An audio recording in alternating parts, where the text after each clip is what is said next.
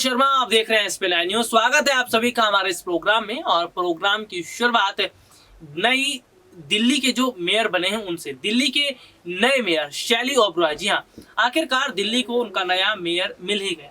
लेकिन एक सबसे बड़ा सवाल ये है कि दिल्ली को नया मेयर तो मिल गया है, लेकिन बीजेपी इस मेयर को मानती नहीं है। बीजेपी बार बार ये कह रही भाई मेयर तो हमारा बनेगा, मेयर तो हमारा ही रहेगा। भाई ऐसा कैसे हो सकता है जबकि मेयर तो चुना जा चुका है? कहीं ऐसा तो नहीं कि आम आदमी पार्टी के पार्षदों को खरीदने की तैयारी की जा रही है? आम आदमी पार्टी के पार्षदों को डराया धमकाया जा रहा है, क्योंकि अपने दर्शकों को बताएं कि अभी हाल ही में मनीष सिसोदिया को एक नोटिस मिला था सीबीआई की तरफ से। अब आबकारी नीति का पूरा जो मामला उठा है उसमें अरविंद केजरीवाल को नोटिस मिल गया।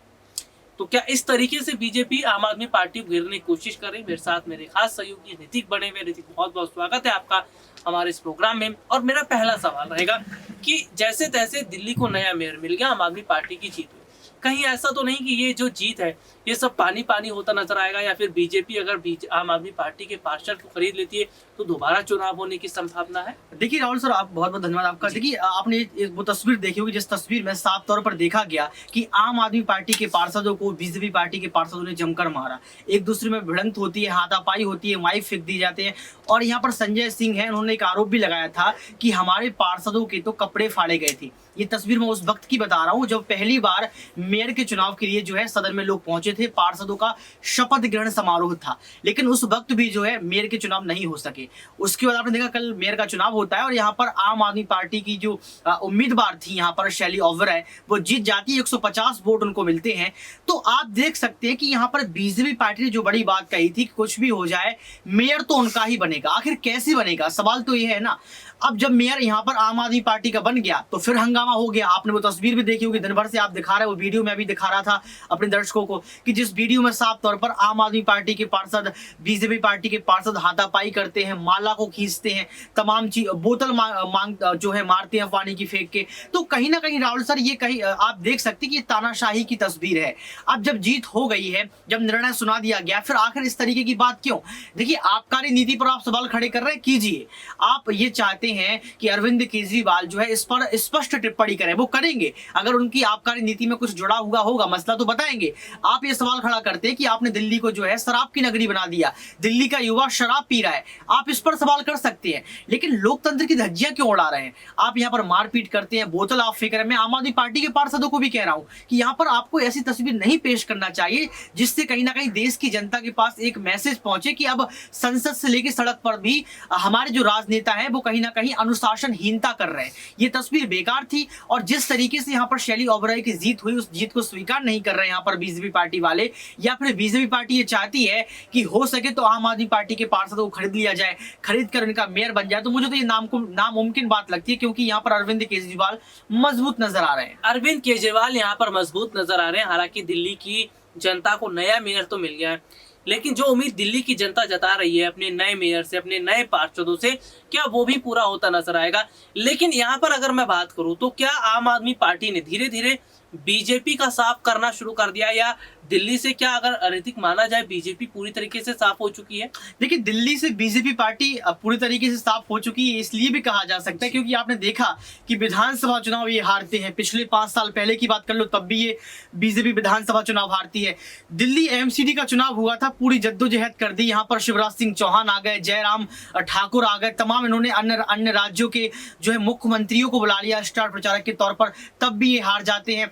और तो आप देखिए कि इसके बाद अगर देखा जाए तो जो मेयर का चुनाव हुआ था इसको भी आप हार जाते हैं।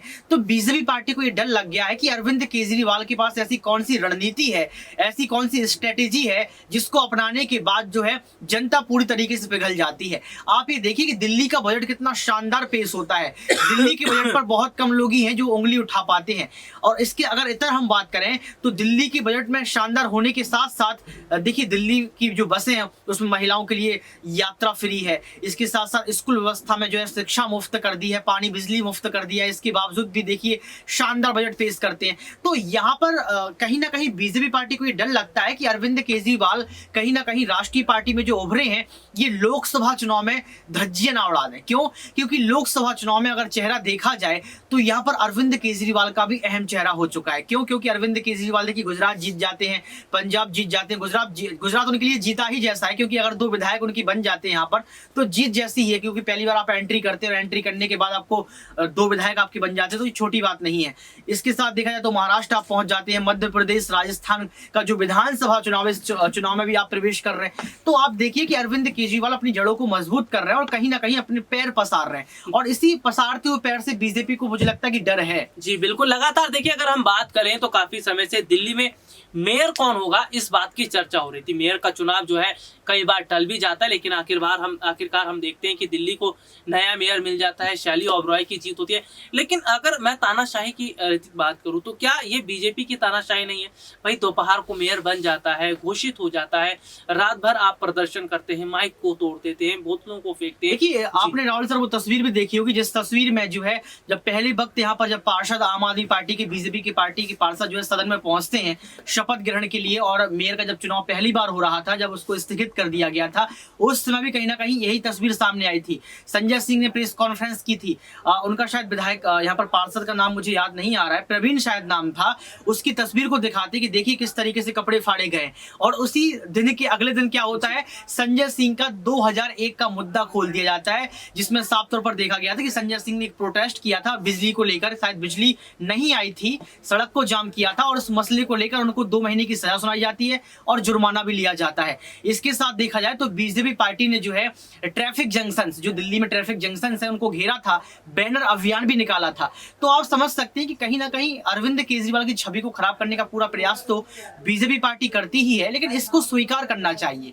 ये जो वोटिंग हुई है जिसमें शैली ओबरॉय की जीत हुई है, इसको स्वीकार करना चाहिए, और ये कहीं ना कहीं बड़ा मसला बनाने की कोशिश की जा रही है, इस मुद्दे को खींचने का प्रयास किया जा रहा है। जी बिल्कुल, देखिए लगातार अगर हम बात करें तो फिलहाल मौजूदा समय के अंदर शैली ओबरॉय जो है वो दिल्ली की मेयर तो बन गई हैं, लेकिन बीजेपी लगातार शैली ओबरॉय को मेयर नहीं मान रही है।